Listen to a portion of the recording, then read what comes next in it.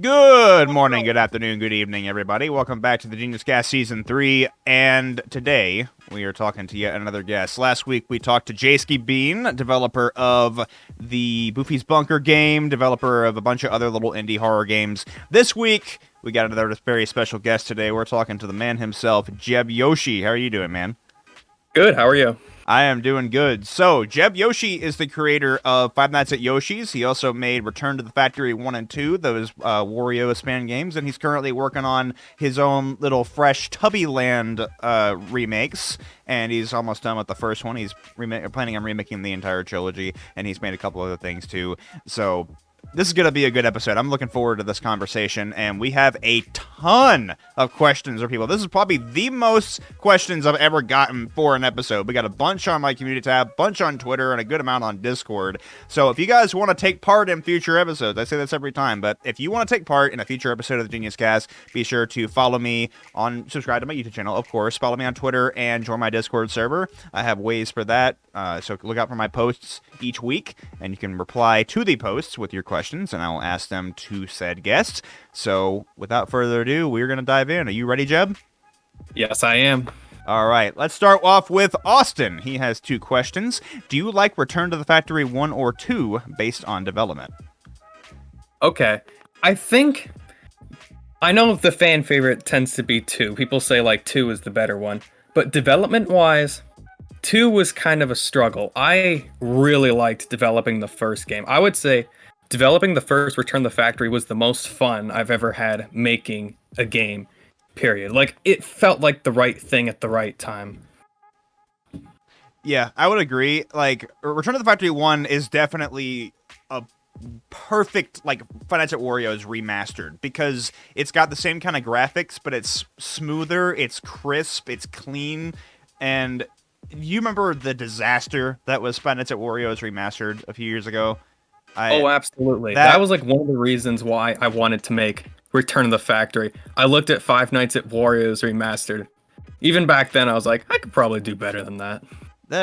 I remember like the original little teaser trailer that Andy put out for that, and it looked like next level. It looked really awesome, and then the actual thing came out. It was like, it was so bad. Like, so weird, honestly. You couldn't even beat the first night, right? The power went out like before the night even ended. I can't remember if that's how it was or not, but I know Dementio was in it, which made no sense. Yeah, that's what I saw. Honestly, I didn't even play. I just like looked at the style, looked at a few YouTube videos. I was like, this is not Five Nights at Wario's. Everything's different, like Puppet Luigi, for example. Yeah, and again, Dementio being in that game made no sense. I mean, even if you were to say it was an alternate dimension, I don't know if that would. I mean, Dementio, I don't know. It just didn't make sense. But yeah, it's like you look at it, and it's like, did they really think this was going to be canon to anything? If it wasn't, then what was the point? I think the better question is, what was that developer on when he was making that? I'd like to know, but yeah, I think you will forever remain a mystery. Return to the Factory 1 is definitely your what's the word I'm searching for? Definitive Wario's remastered. But I like 2 better, obviously, because I have a Wario's 3 bias. You know, Wario's 3 still remains to be my favorite FNAF fan game, at least, you know, golden age FNAF fan game of all time. Yeah, but I think when it comes to, you know, fan game of fan games, that Return to the Factory 2 is definitely one of the best I've played. And I think some of the rooms in that were incredibly intuitive. I think that the one with the 8 balls, or not the pool balls, 8 balls, pool balls, yes, the one in the game room, that was cool. The one in the hallway where you had to put the correct jacket on to fool the ghosts, I like that a lot. You know, I personally thought 2 was a lot more creative. Even not that Return to the Factory 1 wasn't creative, but just 2 had just a lot more variety, and that's why I like Wario's 3 in general, because it's just fresh and unique and something new every night instead of being in a singular location every time. So, but yeah, absolutely. And following that up, Austin also asks, how is the update for Return to the Factory 2 going? Right now, it's been on hold for months because, kind of like with the original Return to the Factory 2, I'm at like the second half of development, and like I said, with the original, in the original's case, I like struggled with the second half of development. I was like feeling more burnt out, trying to think of new ideas. And I'm like that with the second half right now. But I decided to put it on hold this time, which I think was like a lesson learned, because with the original, I was like, oh my gosh, I'm stressed, I'm burned out, I think I need a break. But instead I was like, no, I have to like rush this through. I have to come up with things as fast as possible. Halloween's coming up. I got to make a Halloween release so I can just like get it done and over with and not have to think about it again. But obviously, I'm doing the second game's update, so. You know, hey, in the words of Miyamoto, a delayed game is eventually good, and a rushed game is forever bad. That's something that you should keep in mind for everything. Just so out of my curiosity, I don't think anybody's asked this, but this is just out of my curiosity. What are you planning to do to Return to the Factory? What are you updating the rooms, or like you adding new modes? Like, what exactly are you doing for this update? Basically, the Return to the Factory 1 update was kind of like standard mode wise. It basically just like enhanced the gameplay a little bit. Not a whole lot of change, like a new phone guy, like achievements, things like that. Return the Factory 2, on the other hand, I am changing like all the graphics, all the sound design, tweaking the balancing, like all of the code. I'm going through the entire game and changing everything.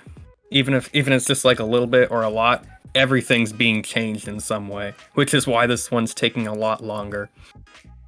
Gotcha. So are you making Night 5 a little less like hallucinogenic, or is that going to be about the same? I think it'd be like the same.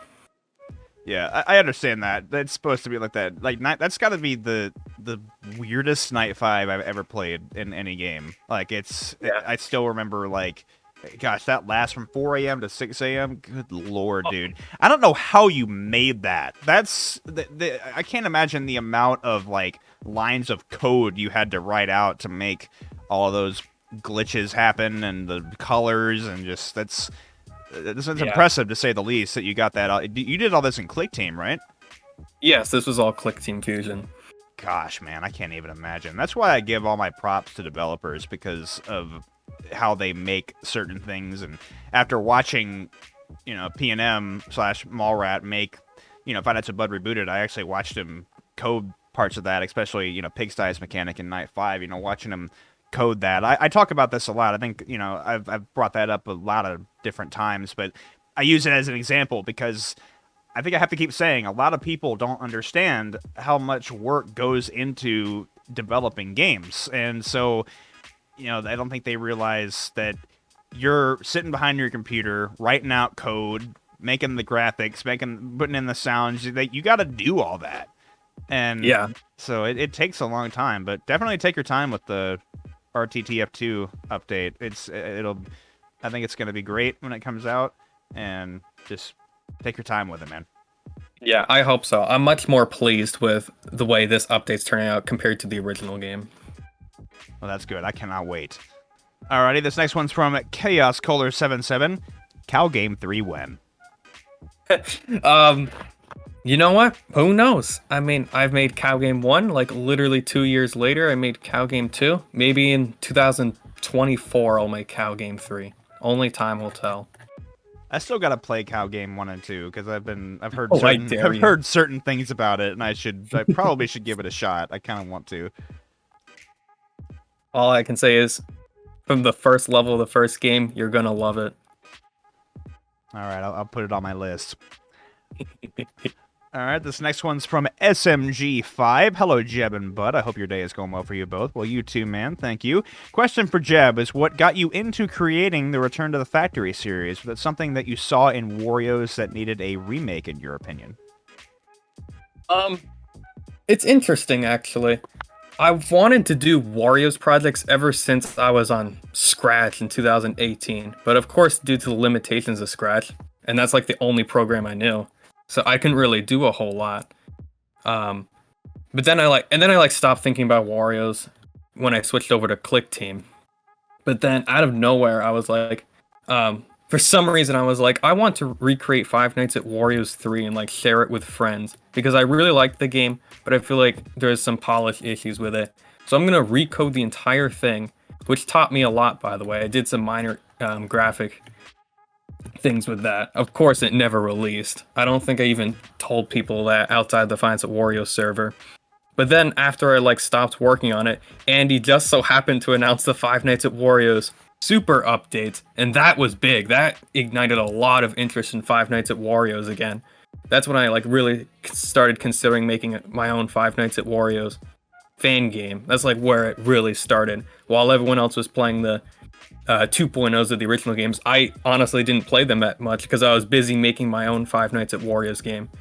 And Return of the Factory, like I said before, it's the right thing at the right time. It was dropped right amidst all the super update hype, after Origins but before 4. Yeah, the 2.0 is that was a special time. I think that was a really good idea on Andy's part to remake all of those, especially Wario's 3. The update to Wario's 3 is probably considering all the stuff he put into 4, with that was the main hub of the cross game quest stuff. But in terms of new content, the daytime quest mode and the custom night for Wario's 3, that was next level stuff, man. And he made Wario's 2 way better too, because people were saying that Wario's 2 was the worst game in the series, which I don't agree with. I personally like 2 a lot, but he added in all sorts of new stuff to 2 and made it so much better. And I think that, yeah, those are the definitive games, in my opinion. He doesn't need to change a thing besides see if we can fix those bugs in Night 7. I think those are still a thing, but I don't know if he'll ever be able to fix that. I don't know if he'll ever be able to fix that bug in Night 7 of Wario's 2. It's did he ever fix that bug? Did he finally get it, or is it still in there? The insta-kill bug? Yeah. I think that's maybe fixed. I remember in the 5 Shows at Wario's tester group, Andy was talking about the insta-kill glitch bug when making the 5.0 versions. And he showed pictures of the code, and I showed him the part that could be causing it, but I don't remember if he said, okay, I fixed it. I think it should be fixed. I'm not too sure. I wouldn't be surprised if it wasn't, though. Poor Five Nights at Wario's 2 always has an infamous history with glitches. Yeah, really. That's the only reason I never beat all. That was the only thing in the game that I have yet to beat. I beat all max on the classic mode. I beat all the challenges, I think, but it was just all max mode on Wario's 2 is the only thing I haven't beaten because of that glitch. So maybe I'll go back one day and do it if I don't actually fix the bug, but we'll have to see. Yeah. All right, this next one is from Microphone. What's it like being a Yoshi? Well, to be honest, you just live on an island. There's not that many other forms of civilization. All you have is 6 recolors of yourself. So it's actually pretty lonely, pretty depressing. Nintendo depicts me as this happy-go-lucky dinosaur, but it's actually quite sad. All right, this next one is from Nintendo Boy. He's got 2 questions. What's your favorite part about developing a game? I think the best part about developing a game is either making the graphics and seeing them in the game, or coding the mechanics initially. I love coding the gameplay aspect of fan games. Not the balancing. The balancing takes a long time and can be pretty frustrating. But it's so satisfying when you plan out these mechanics and it all just comes together in a gameplay loop, and it's satisfying. Oh yeah, I'm sure it was satisfying to see everything work in Return to the Factory. I'm sure that game is just so smooth. So I bet it was. I can't imagine how satisfying it was to sit back and watch it work so well. Yeah, I was really proud of the execution in the first game. The middle hallway with the broken light, I was kind of worried that would be too unfair, but when I actually implemented it and tested it with Luigi, I was oh my gosh, I love this. Oh yeah, and I don't know what it is, but whenever I played that game, I had a Luigi tingle. I could just feel that he was there, and every time I felt it, I went and clicked the light bulb. There he is, and yeah, exactly. But yeah, I like that little quirk about the gameplay. You gotta click on the light switch 3 or 4 times to get it to turn on. That makes it a little more stressful when you're multitasking, and then you go and spam click the light bulb, and or Right. light switch. I like that a lot. But I think that's definitely a very solid game. So for anybody who hasn't played that, I recommend going and giving it a try. If you like Five Nights at Wario's, that's pretty much your definitive Wario's experience, if you ask me. All right, Nintendo boy. Second question is, what's something that you do outside of making games?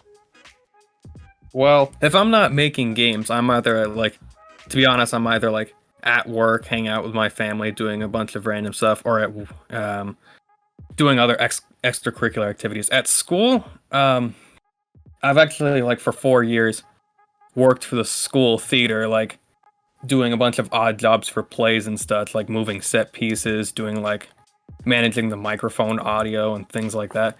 It's a pretty stressful environment, honestly, but I really like the community around it. At work, I am just I'm just like a cashier at a grocery store. Oh yeah, I was about to ask you what your job was. What grocery store? Um, uh, it's called Hannaford. I think it's only in the New England area.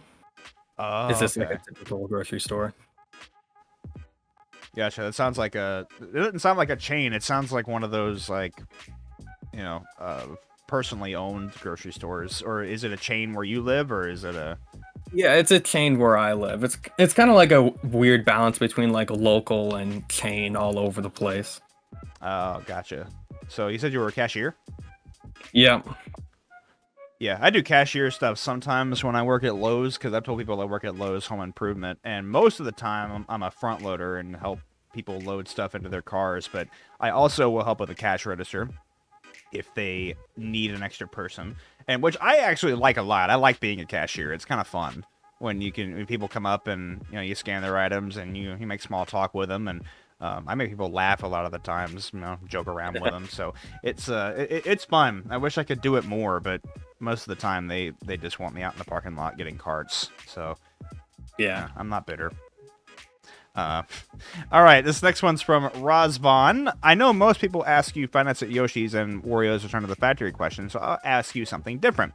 What are two of your favorite chase themes in any video game? Mine is Take Your Medicine from Dark Deception and Very Real Fear from Boris and the Dark Survival. So, like, do you have a particular favorite, like, theme that plays when you're being chased in any game? That's kind of a hard one, actually. I don't really remember a lot of chase themes. I remember a lot of chase sequences and like Nintendo games I grew up with. Well, I guess like this isn't really an example of a game I grew up with, but that initial, the music and the visuals of the chase sequence in Luigi's Mansion 3, like when King Boo's chasing you down that hallway for the first time, you jump in the laundry. Oh, that's such a good sequence. I love that. I know, it's really good. And then like you fall down, he like falls down the laundry chute, and then the logo appears. Like that's all the introduction. When I saw that, I was like, oh my gosh, this is going to be an amazing game. And that's also why in the Return to the Factory introduction, the logo appears at the end. It's kind of like inspired by that Luigi's Mansion 3 sequence. Oh, I like that. Yeah, Luigi's Mansion 3 is such a good game. I love it. It is so detailed, honestly. Like the amount of attention to detail in that game is insane. It is. I gotta go play it again. It's been a while since I've done that. That last King Boo fight is hard though. Like that's a tough fight. But if anybody's wondering what my favorite chase theme would be, I would say, of course, it's from Outlast. Outlast is my favorite horror game of all time. So when you get chased by Chris Walker and the music that plays when you're getting chased by him, it's very, very heart pumping, and it really makes you feel like you're getting chased by the Hulk, basically, because Chris Walker is Chris. Have you ever played Outlast? You ever seen what Chris Walker looks like? No, I haven't, unfortunately. He's so, like, I don't know what the lore officially states of how tall he is, but he's a huge hulking big giant guy that chases after you at different parts of the game, and you got to run away from him. And if he catches you, he, even on like normal difficulty, he'll kill you in like 2 hits because he is very strong. But yeah, for anybody who's played Outlast, y'all know what those Chris Walker chase sequences are like. They're they're not fun. I recommend looking those up, Jeb. You gotta see what those are like, because you'll see what I mean. Just the Chris Walker chase sequences. I should. All right, this next one's from Adriana Kanska. I hope I'm pronouncing your name right. They've got 3 questions. The first one, of course, they're going to ask, is there going to be a Five Nights at Yoshi's 2? Well, I think back then I used to say like, no, stop asking for it.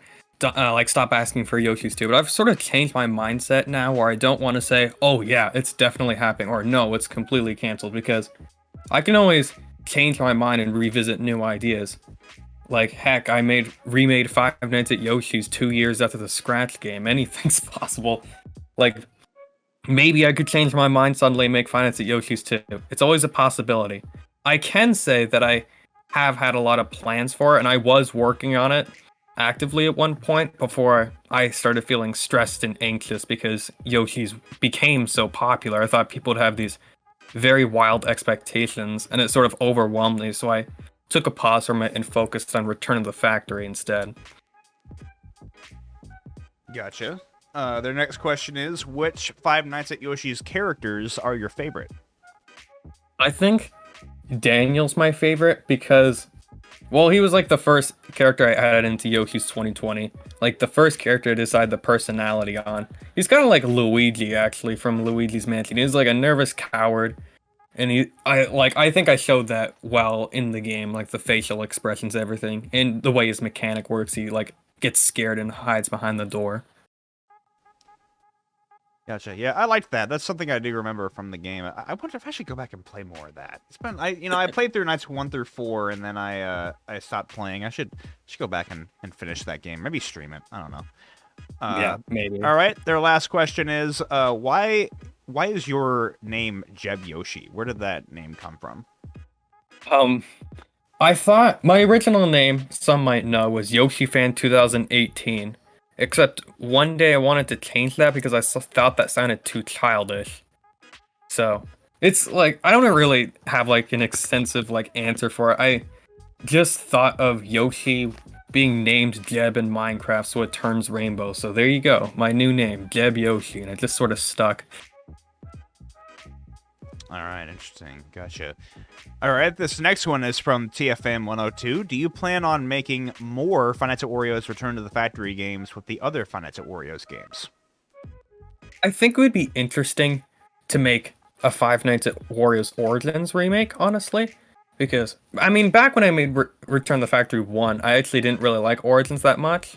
But, like, after replaying it, especially with the 2018 mode with the update, I thought that made it really, really good. I love the update and that new mode. It was crazy to me. Oh, dude, but 2018 mode.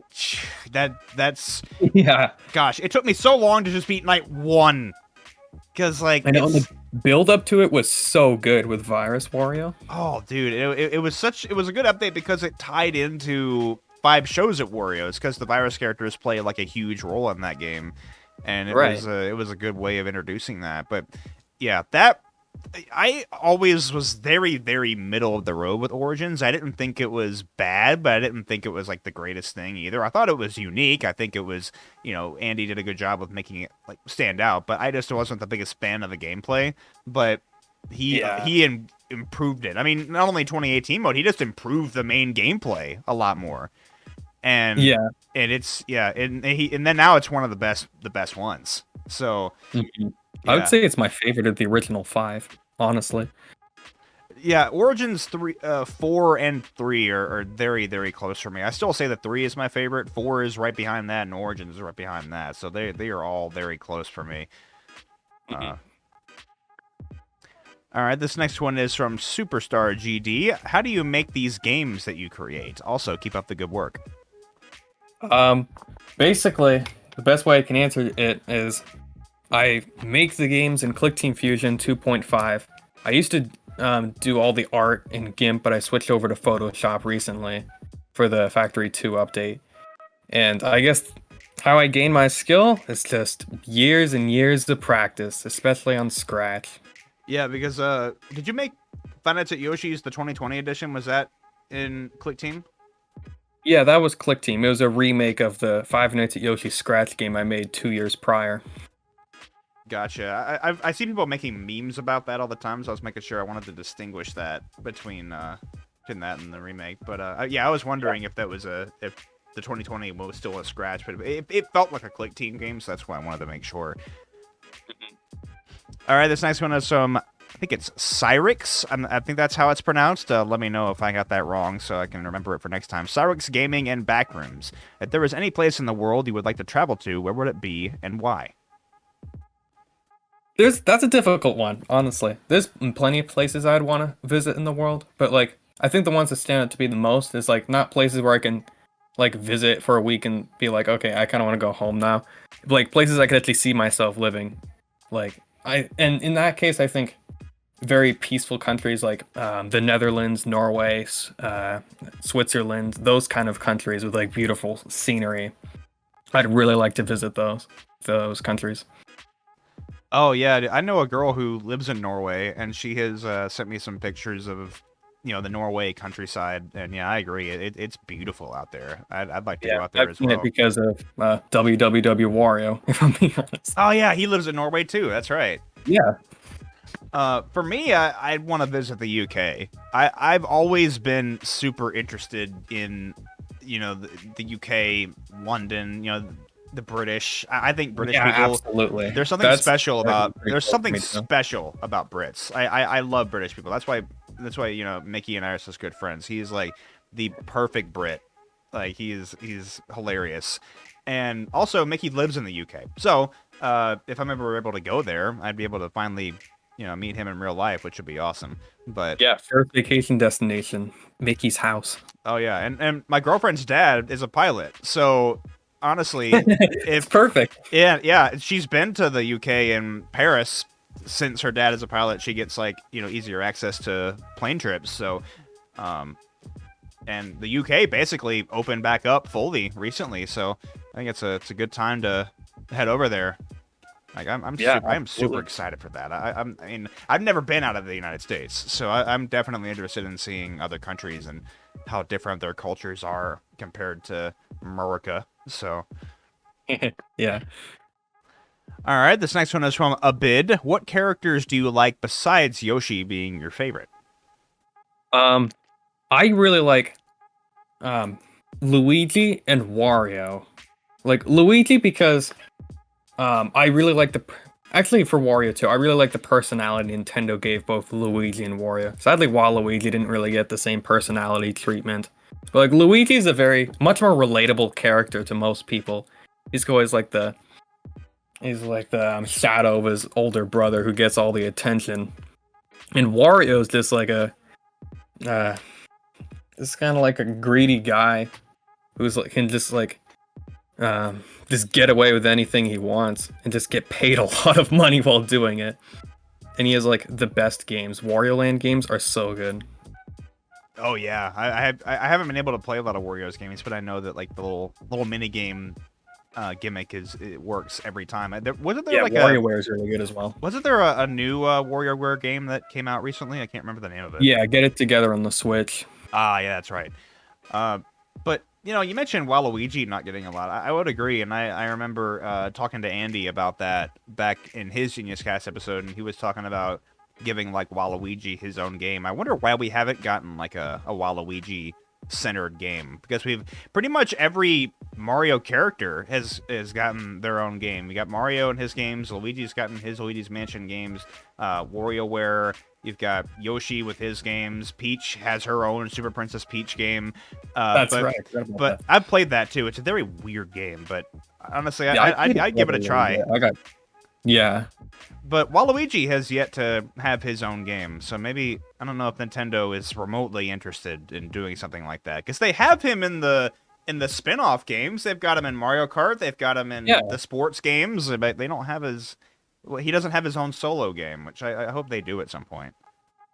I guess they're like not as willing to take risks, because back then, like giving Luigi his own game 20 years ago with Luigi's Mansion, that was a risk, and it didn't actually end up being that successful. But like people have changed their minds over time, and it became a successful series. And I think the exact same can happen with a Waluigi game. I think it would be really unique, just like a Luigi's Mansion was back in the day. Right, yeah, I agree. And Andy had a really unique idea for what a Waluigi game could be. It would like be kind of a noir style, like black and white type thing, that would be like a mystery detective thriller kind of vibe, which I think would be really unique. I like that idea a lot. And Nintendo, Yeah, anybody from Nintendo is listening, take notes. You gotta especially take notes from WWW Wario, who's a really creative guy. Oh, he is. I mean, you look at how creative the later Wario's games are. That brain of his, man, the gears are turning. All right, this next one is from G1 Rodimus Fangirl. What music genre do you like? Do you have any particular, music that you like listening to? I kind of like listen to a lot of music in the background while making games. I can't really think of like a specific genre or a song title that I like. But when I listen to music in the background, I really like jazz. I don't know why. It just gets you moving compared to other song genres, which kind of make you bop your head at best. I don't really know how to describe it, but I hope that made some sense. Oh yeah, dude, jazz is great. I love jazz. And swing especially too. I really like those. Yeah, just like swing songs. Yeah, for sure. I listen to all sorts of music. I don't have any particular favorite kind of music. I have a good taste in music. I listen to anything, and but most of the time I find myself listening to OSTs like Avengers music or video game music, or just when I'm working on something. Like I listen to music when I'm working on thumbnails a lot of the time. Oh yeah, I listen to a lot of OSTs as well for random games too. Even if it's a game I barely played, like the original Hitman from 2016. I really like its soundtrack. Dude, video game music hits different, man. It really does. It's music, but it's also like unique music. I don't know how to describe it. Yeah, it has a different kind of feel to it compared to like movie music or whatever. It hits different, and I think there's a lot more variety in it, I think. Oh yeah, for sure. Like Mario Kart 8 soundtrack is a good example. Yeah, I listen to that music just off and on sometimes. It's literally kart racing music. And you just find myself listening to it in the car because like every single music is just a bop, man. It's rocking. I'm really interested to see what music they do for the new tracks, like the remastered tracks they're bringing. I didn't even think of that. Yeah, they're gonna have to remake all the songs. I can't wait to listen to those, honestly. I wonder how the Coconut Mall remake soundtrack is gonna be. That'll be interesting. Honestly. Yeah, we'll be seeing in March when they release those first tracks. All right, this next one is from DenDenX3. My question is two from me and my brother. The first one is, why did you remake the Five Nights at Yoshi's game after the older versions? Well, because I didn't really like how the older versions looked. It was like a scratch game. It was very limited. The first two games copied Five Nights at Sonic's very closely. Because I think at the time, Five Nights at Sonic's wasn't available for downloads. It was like, I should make my own Five Nights at Sonic's. Then it sort of became Five Nights at Yoshi's. And there's even a poster in the game that says, like, did you know that Five Nights at Sonic's Yoshi ran away and started his own pizza restaurant? Which sounds like the dumbest thing, but that was, like, actually in the game.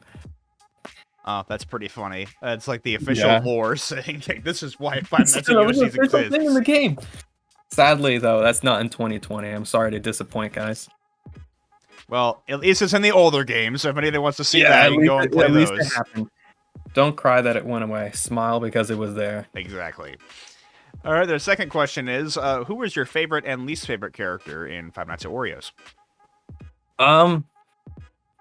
That's a hard one. Actually no, not for my favorite. My favorite has always been Luigi in the Five Nights at Oreos games because I think like the way he's edited makes him the most unsettling out of the bunch.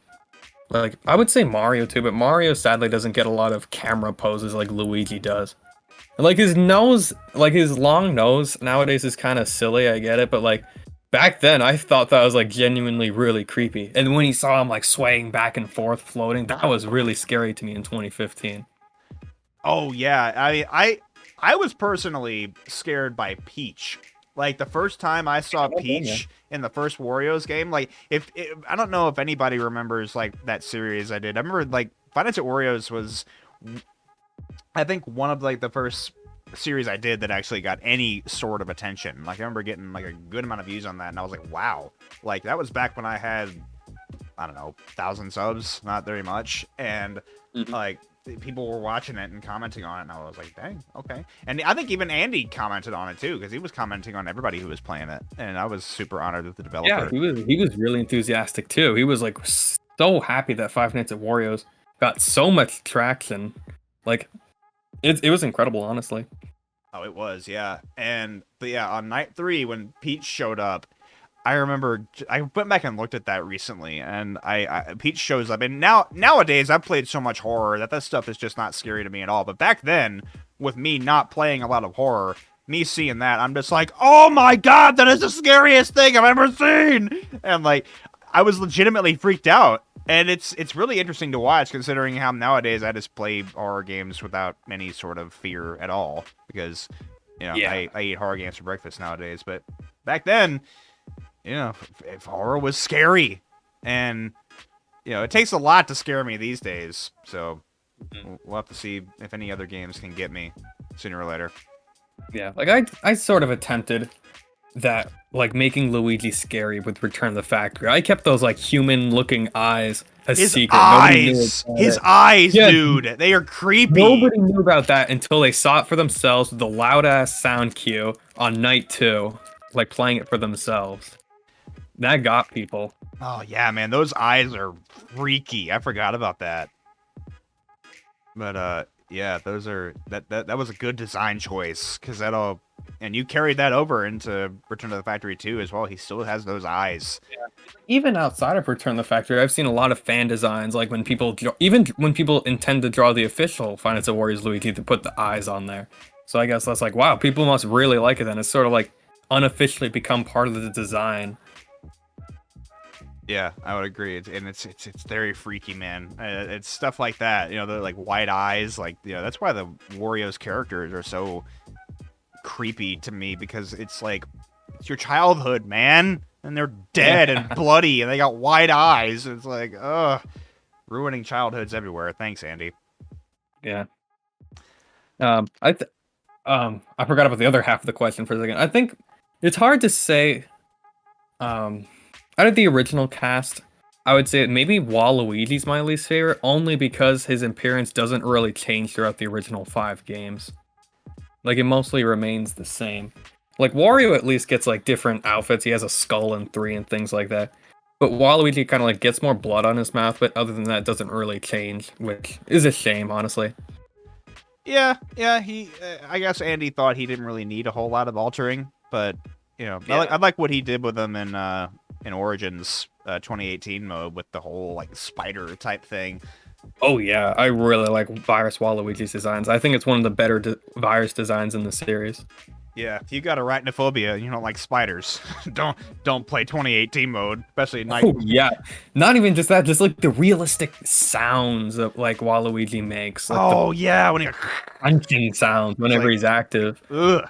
Yeah, gosh, now I'm reminded of that. Ugh. Like, I don't have arachnophobia, and that spooked me out the first time. Yeah, same, bro. I just hate spiders. I'm not scared of them, but yeah, those kind of noises really, they make me shiver. Ugh. Yeah. All right, this next one is from Black Antonia. What are you planning for your future projects? That's a good question, honestly. I mean, I could probably I seem to be doing a lot of remakes. Like, I'm doing Wario's remakes with Return to the Factory. I'm doing Tubby Land now. So I could honestly like remake a bunch of Golden Age fan games. I think that would be a lot of fun. Like, seeing my take on different series. I've got like plenty of series where I would want to do that. Yeah, I'm interested to see what you come up with. You know, every game I've played from you again has that Jeb Yoshi flair. So whatever you decide to remake, I'm interested to see how you end up doing it. All right, this next one is from Random. Despite your name, what is your favorite video game series? Again, that's a hard one. I can't really point at like a favorite, but I think the Nintendo series that influenced, like, had the biggest impact on me, even though it's only 3 games, is the Luigi's Mansion series.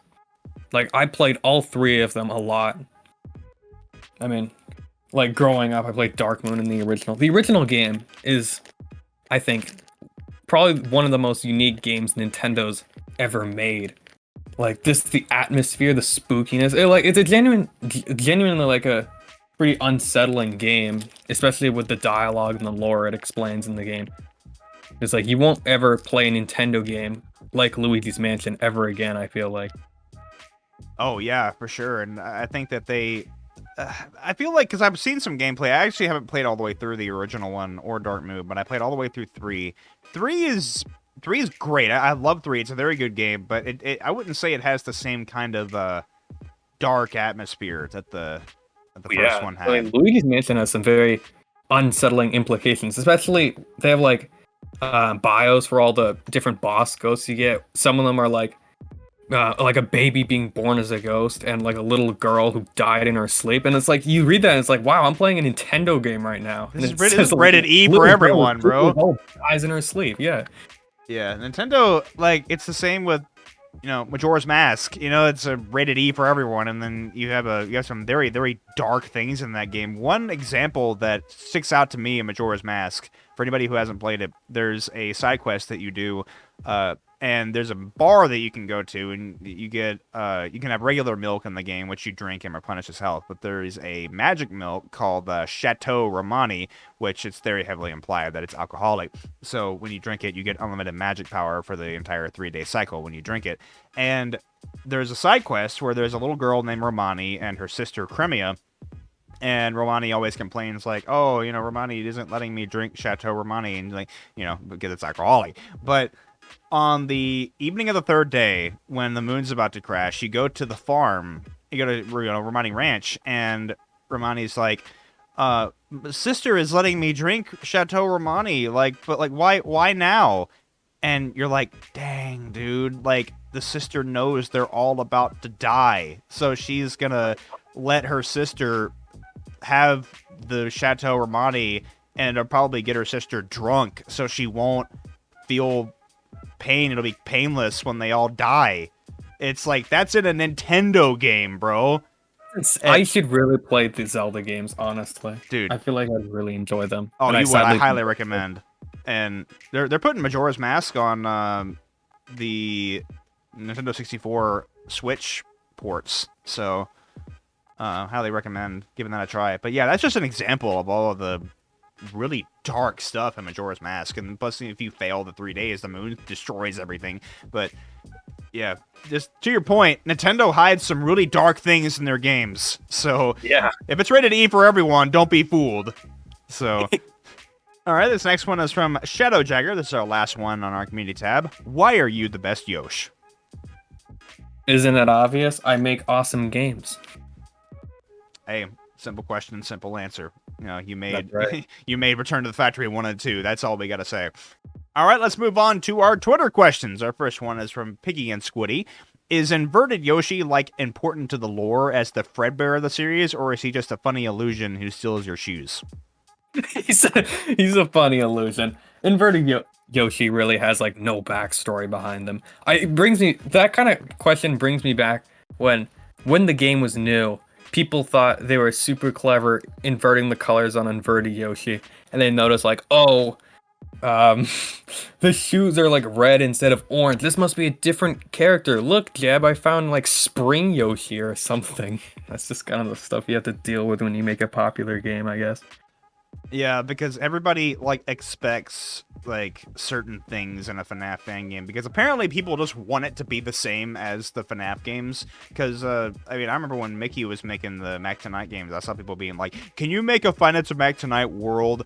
Can we have Golden Mac? Can we have Mac Tonight's sister location?" I'm just like, can he be original? Does everything need to be 100% exactly like the FNAF games? There's some people that just want it all to be the same. We might have a world spin-off. I feel like that's become a joke in communities I'm in now. Requesting a world version of a game. Oh, you should make fun of Yoshi's world. And it's not everything has to be to the T 100% the same. So yeah, it's if it is, then what's the point of playing it? Because at that point, it's just kind of a lesser polished. Well, I guess it depends on the fan game. Let's be fair, but kind of a lesser polished version of Five Nights at Freddy's. If you want everything to be the same as Five Nights at Freddy's, then just play Five Nights at Freddy's. Exactly. I guess just there's some people that just like the same thing over and over, which I can't fathom. I'm a type that likes originality and things to be fresh. If I'm playing the same thing over and over, it's just gonna get Yeah, boring. and like fan games have been around for 6 years. We need original concepts. We can't really repeat the same FNAF formula for like years and years and expect it to not get stale.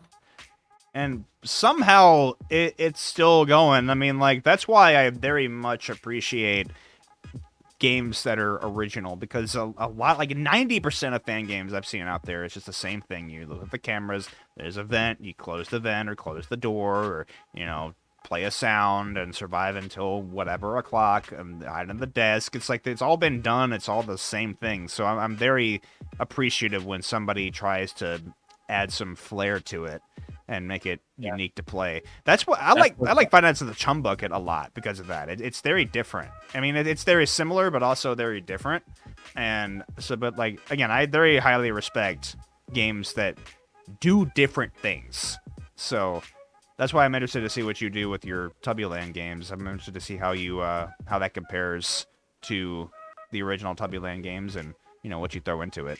All right, this next one is from Chaos. If you could make another FNAF fan game set in the universe of a FNAF fan game that you haven't done, which one would you choose? So like, I assume it means like if you like remake a different Five Nights at Freddy's fan game that already exists. Yeah, like say if you wanted to give a fan game like the Return to the Factory treatment, like what game would you want to do?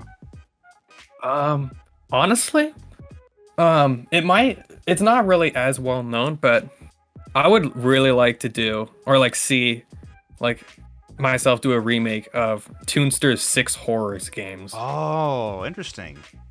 Yeah, like I feel like the games themselves are like pretty simplistic. I feel like they could use a little bit more going on, but I don't know, like I really got into it. There's like a certain style to it that I really like.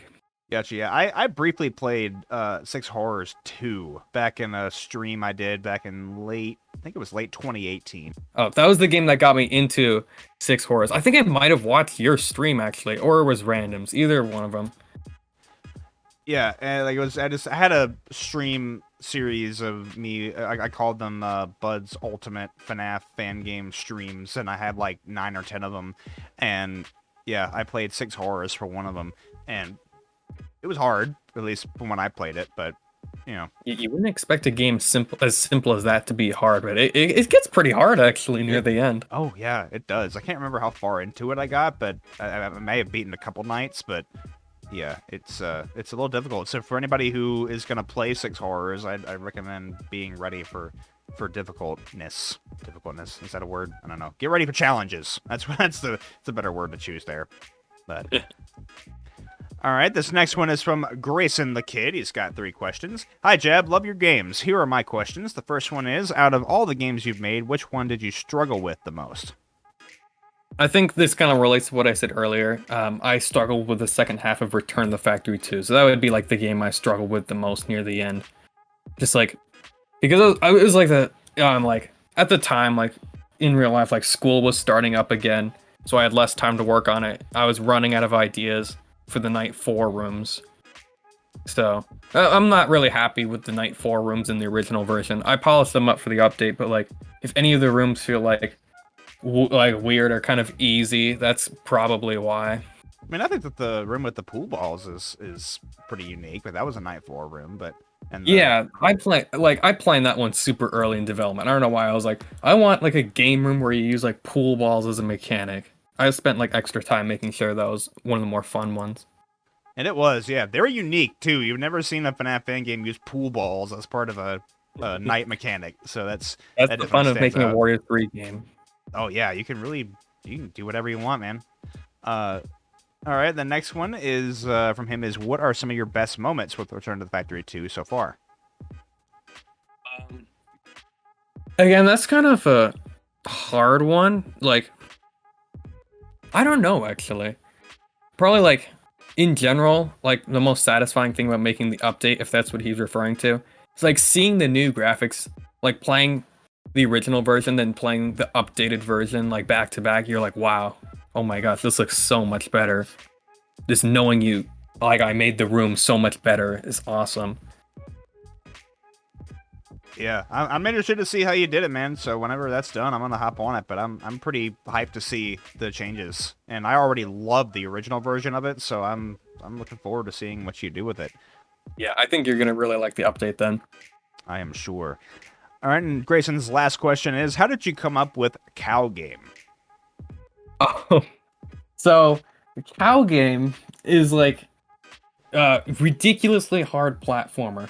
I was really into AVGN at the time when I like made cow game. So I kind of like designed it to be a game where if AVGN would play it, he'd be like go on his nerd rants, just like intentionally very poorly designed game. I thought that was really funny. Yeah, and I still got. I'm gonna play the cow games. I'm gonna play both of them. I'm gonna put it on my list. I'm gonna play them. I don't think I've had anybody ask me if I'm gonna play them. Well, maybe one person asked me. I don't remember, but I'm definitely gonna play them. For They're anybody really wondering, not that popular. Like compared to like the 1,000 followers my FNAF fan games get, cow game has like what 50 max. well, I'm gonna play it. Maybe me playing them will get some more people interested in it. Maybe, yeah. All right, our next one is from Mecha. How hard would you say, in your opinion, Cow Game 1 and 2, respectively, are compared to the average platformer like Super Mario Bros.? Well, I said earlier it was designed to be a hard game. With the first game especially, mind my language, it will kick your ass. It's one of those games where it's like if you get hit by an enemy once, you die. The enemies are purposely programmed to just like scatter around all over the place. No predictable pattern. They're just like static images that if you touch once, you're dead. And like to make it even worse, I added this food meter mechanic where so if you don't act fast and eat a lot of food, you're dead. So if you're not familiar with the game, you're gonna die over and over and over again. Like from the couple of people who've played cow game, most of them can't even get past the first screen. There are people who can't even get the screen to scroll right. That's how hard it is. Oh boy, I'm gonna rage, aren't I? I honestly think you are. Well, people love watching me get mad, so I think I'll do it because y'all love watching me get mad. Y'all love it. Cow game viral with all the rage YouTubers. I gotta make another rage compilation because for some reason people love those. Like I've gotten like so many views on the rage compilations I've made, and people are asking me to make a fourth one because I've made 3. And okay, I can make a fourth one if people want it, but I don't know why my rage is so entertaining. But I guess watching people get mad is fun. I don't know. Yeah, exactly. People on YouTube just love seeing people with bass boosted microphones just scream at the top of their lungs over minor things. Yeah, mine's not bass boosted, but I get what you mean. But yeah, you get what I mean. People love that stuff now. All right, including me. Yeah, I'll play the cow games, and I'll probably rage, and y'all can laugh at me. Okay.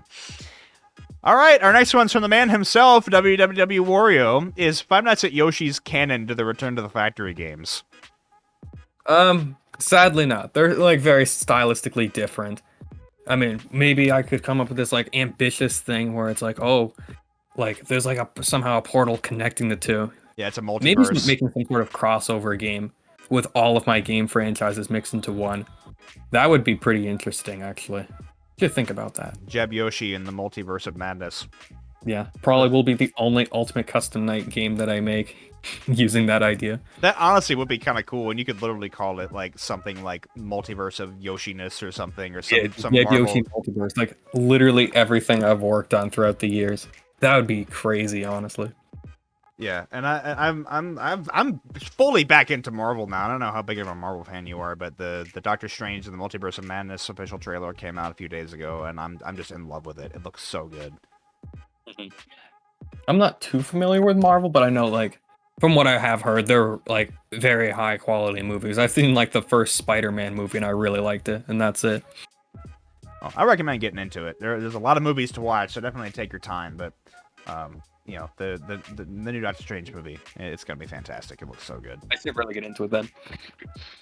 All right, our next one is from Miro Machado. What were your plans / lore for Five Nights at Yoshi's 2, if you had any ideas?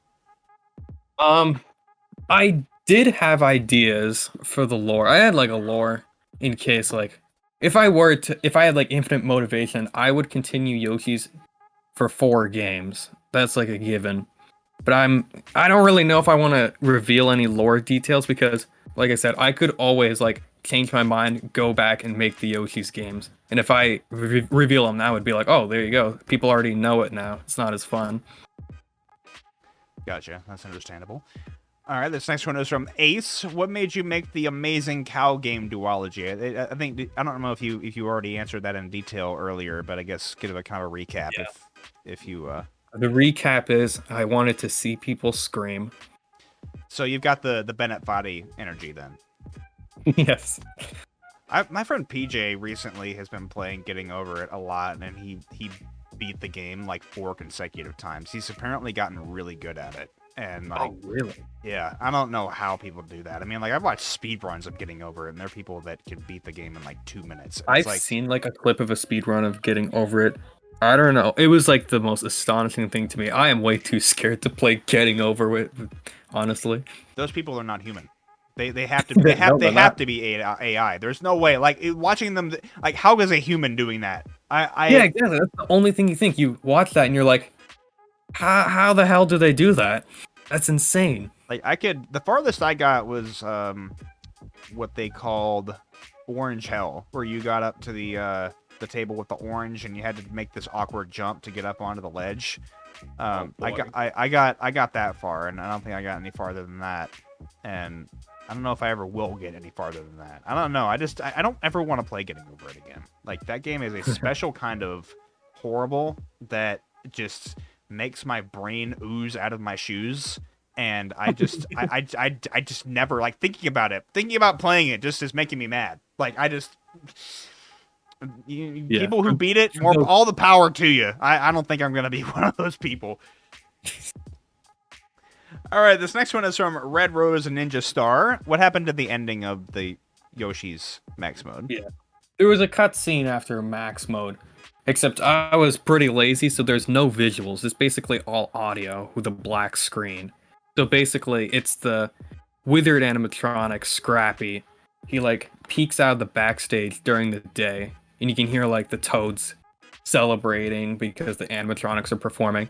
Then things go wrong, like Scrappy laughs, the toads panic, and then you hear a blood splatter, which means Scrappy like went wild and actually killed a couple of kids, which like immediately shut the place down with lawsuits. That's what the newspaper says. So there's your answer. Oh, interesting. That's kind of dark. Yeah, I probably should have added some visuals to it because it wasn't that clear, honestly. Well, there you go. That's what was happening. All right, and this next one is from Random again. What project of yours has been your favorite to work on? Return the Factory 1 for the reason I said earlier. It was the right thing at the right time. I've always wanted to do like a Five Nights at Wario's thing, so learning how to do the Brawl Box editing, getting Brawl Box to work was just so satisfying. Like finally, I can make Five Nights at Wario's images. I learned a lot about Brawl Box too. Like I learned, for example, texture swapping out of necessity because at first, like, in the Five Nights at Wario's community now, people are swapping over the Brawl models all the time, like it's candy or something. But it was really hard for me to actually find the Brawl models when, like, nobody was doing Five Nights at Wario's editing in the community. So when I finally, like, after hours, found a Wario model, the textures were, like, an alternate costume. His overalls were purple, so I had to learn texture swapping just to make him look normal. Those experiences like that. And like coding the game in general, it's just overall. It only took like a month, but it was like it was a really fun month. It was the best game or the most fun game I think I've ever worked on for that reason. Gotcha. All right. Our last question on Twitter is from Cosmic Cowboy. What made you want to delete John from Yoshi's? So I don't know if you know, but like Jahan was like a. Oh, it's Jahan. Okay. Yeah, that's the way I pronounce it, but many people pronounce it different ways. It was like a yellow and red Yoshi. It was poorly drawn, meant to mock the Scratch games. But then the problem was that he was the joke character, and I guess people found him so funny that people would only remember the game for him instead of the actual game. They would like when they would review the game, they would just mostly talk about him and not like the actual characters I spent effort working on, like the gameplay I spent effort on. So I was like, This guy should not be the spotlight of my game. I need to like replace him, and I never did because I was lazy. And then I finally did after months. With you're gonna love it. I replaced him with a spider Yoshi. Spider Yoshi. Yeah, Spider Yoshi. Spider Yoshi. Okay, I'm going to stop right there. People don't want to hear me sing. All right, that does it for our Twitter questions. We're moving on to our last questions from Discord. This first one is from Wiley Dog. What came in mind for Five Nights at Yoshi's? I guess he's asking what was the inspiration for it. Honestly, I think the biggest inspiration was Five Nights at Sonic's. I was like just seeing Five Nights at Freddy's with like a video game character like that, even back in 2015, would be like made me want to do it. Of course, like the first idea back in 2015 was Five Nights at Mario's, where it's like, no, duh. Of course, probably everyone thinks they wanted to do a Five Nights at Mario's at one point. But then I switched it over to Five Nights at Yoshi's, and I actually started drawing sketches of Five Nights at Yoshi's, even characters that are still around today since like late 2017. So it's gonna be like over almost 5 years since I originally thought of making it Five Nights at Yoshi's. Then it sort of like went forward from there, creating the characters, drawing a bunch, learning how to code a Five Nights at Freddy's fan game because I had no idea at the time. But hey, you've come a long way since then, and considering you said you were 17, considering how high quality Return of the Factory 1 and 2 are, and it seems like I'm excited to see how these Tubby Land games are. For somebody your age, it's good stuff, man. So I am again, I'm looking forward to the Tubby Land games. I think those are going to be great. Yeah, I'm happy with them so far. All right, this next one is from Mario Fan 0507. Why did you make FNAF fan games on Click Team since Five Nights at Yoshi's? I think the main reason is that Scratch was just way too limited. Like Click Team, people sometimes complain about like the RAM limit with Click Team or like the storage capacity of Click Team games. Scratch, everything was one frame. You had to design the game in one frame, and the maximum amount of storage you could have in a game was 50 megabytes, which is like nothing compared to any regular game. And like the resolution was small.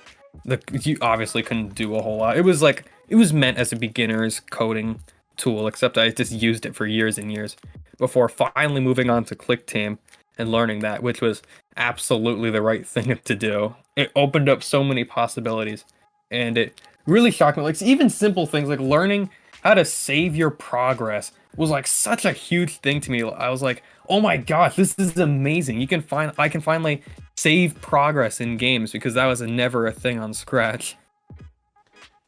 Yeah, Scratch had that password thing, I believe, where you could like, I think Damien's Genius Night game, which I said I would play. That's been almost a year since I played that, but I promised I would play the Genius mode, and I never did. There's so many games that I want to like play and finish that I never do, and so for anybody who I've played some of your game and then said I was going to continue but never finished, don't take it personally. That's just something I do for like every game. I have to sit down and marathon a game if I want to like completely finish it because I get distracted like with so many things. Like that's why when I was talking to Jay last episode, this is an example I used. I talked about Resident Evil Village and how I had to sit down and marathon that all the way through because if I didn't, I was never going to finish it, and I wanted to finish that game.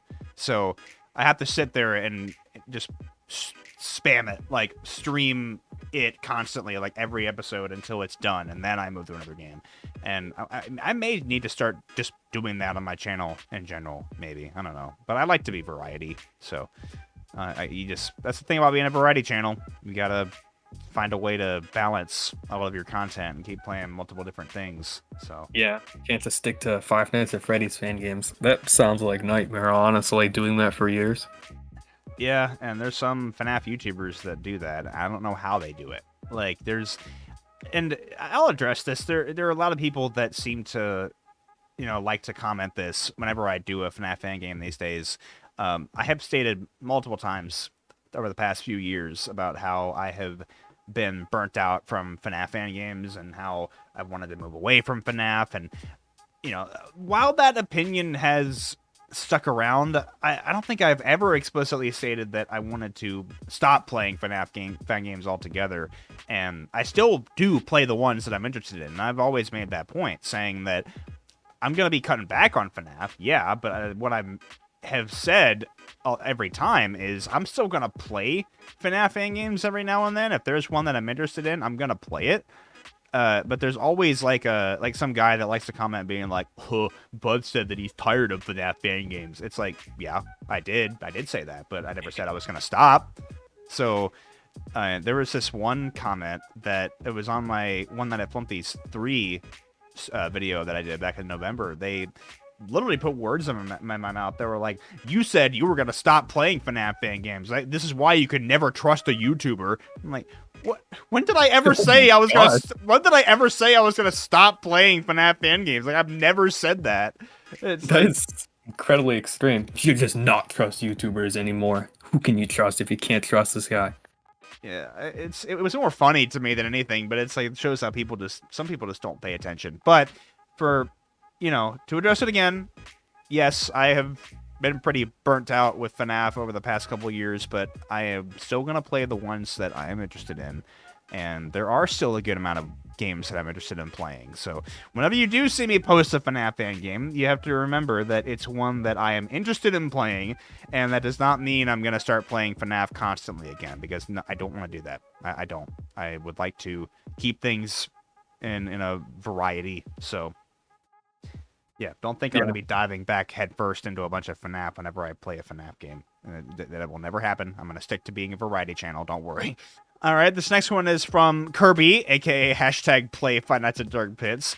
What were your favorite and least favorite things to code in the Return to the Factory games?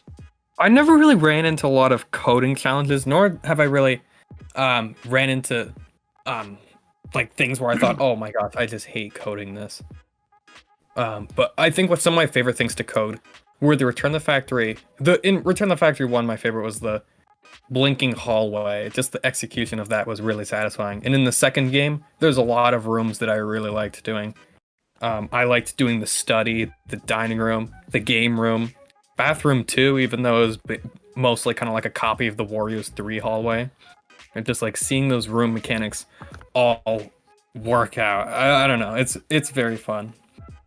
But there are some tedious aspects of it, like making, not really specific to Return the Factory in general, but sort of like the basic stuff, like the more tedious stuff, like making, clicking every camera button, like have it switch to a different spot. You just kind of like copy and paste code. Like if you click on camera 1, then if you click on camera 2, 3, 4, 5, like things like that. Those have to be my least favorite. And balancing, like coming up with the AI calculation that's just right when it comes to balancing with other characters is very difficult. Requires a lot of trial and error. There's no shortcut with it. Gotcha. Okay. All right. Next one is from Doc Holiday. Do you plan on switching game engines for future projects? Unless if I ever want to work on 3D games, well, yeah, absolutely, I'm going to switch that to Fusion. But if I'm sticking with like Five Nights at Freddy's fan games and that sort of nature, I think Click Team Fusion will do the job like just fine for a really long time.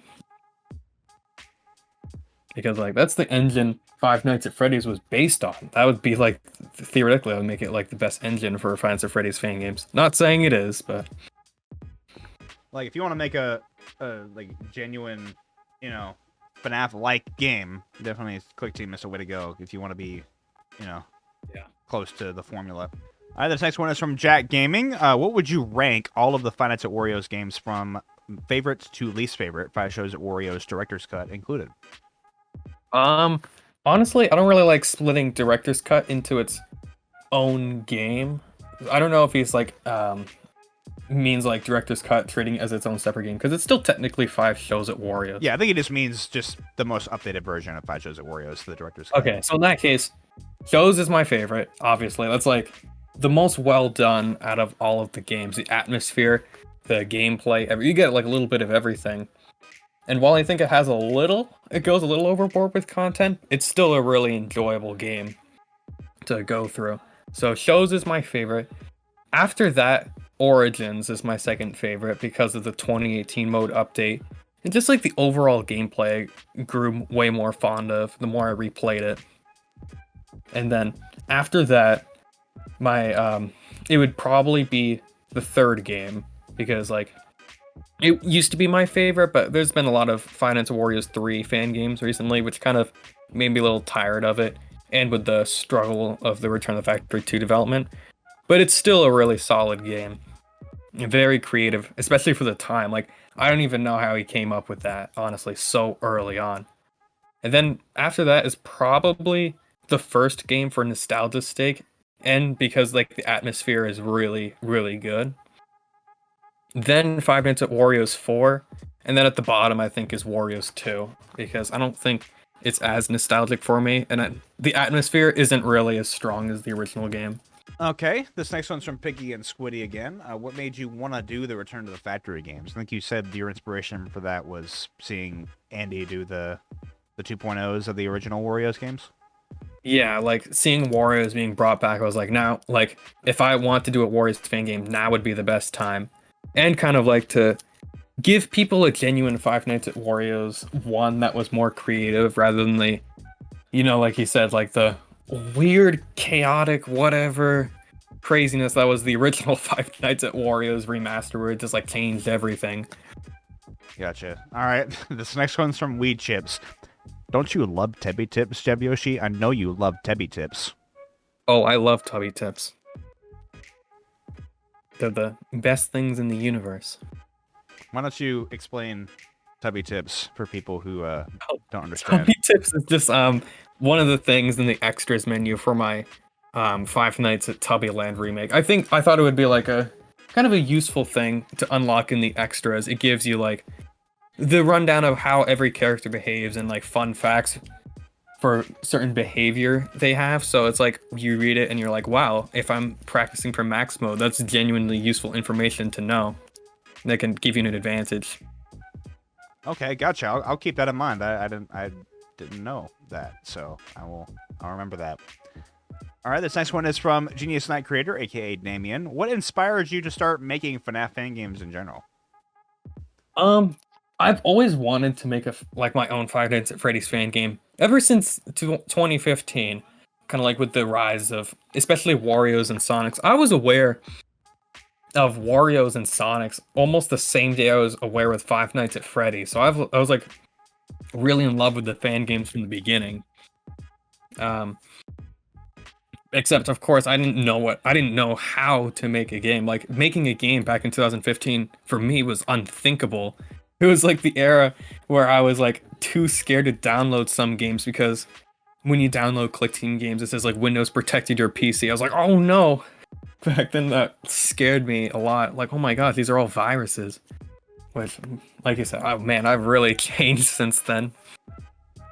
So I just kind of like kept that same dream of making Five Nights at Freddy's fan games all the way since then. And hey, I achieved it now. You certainly have, and you're a formidable developer, and people really enjoy what you do, and we're interested in seeing your next project. So, like I said, you've come a long way. I mean, considering your timeline, you would have been, what, like 12 when you first wanted to start making games? And yeah, like 10 or 11, I think. Dang, man. So here you are, you've had several good projects under your belt, and so that's impressive, man. You've come a long way. Yeah, and I'm really thankful for just like everyone in the community, like the FNAF community. There are always those people, but just like the communities I've been in are just like so supportive of my stuff. I really can't be like, if I have to thank the community for making me get this far in the first place, like giving me the motivation to actually continue with all my silly fan games and things like that. So thank you, everyone. Yeah, agreed. The fan base is definitely a driving factor for me too. People who watch my videos and comment on it and say I'm doing a good job and put the like on it and share my videos. The fan base is what keeps you going. They are the ones that absolutely give you that motivation. So knowing that you're making people happy, like people are enjoying your content, that's a really powerful thing. That's like, well, yeah, what makes you continue, what makes you improve. Absolutely. I've had people tell me before that my videos have helped them through dark times, and that's the best feeling in the world, knowing that you have helped absolutely. people feel better. Yeah, I like on like 1 or 2 comments that are like that. That like they felt like playing my games were like so enjoyable that it just like made their days brighter. That makes my day brighter reading comments like that. Like that's amazing, honestly. Yeah, I don't think a lot of people realize how that makes our day. Like video content creators or developers, when somebody enjoys their stuff and they tell you how much they enjoy it, and they tell you that it makes them happy, and it's the best feeling in the world. So Yeah, absolutely. There's really nothing like it. all right, and this is our last question, last but not least. It's from Random once again. What project took you the longest to make? Ooh, I don't remember. I mean, probably, I guess you could say now it's the Return the Factory 2 update. I think Return the Factory 2 took a little bit. Yoshi's 2020 took like 3 months. I think Return the Factory took like 4 months. And I was really invested into Return the Factory. It was like summer vacation, so I had like all the time in the world. So Return the Factory only took me like 3 weeks to a month to make the entire thing. And yeah, I've been like taking development a little slower now. Life gets busier like as you grow older, so I sort of have to. Gotcha.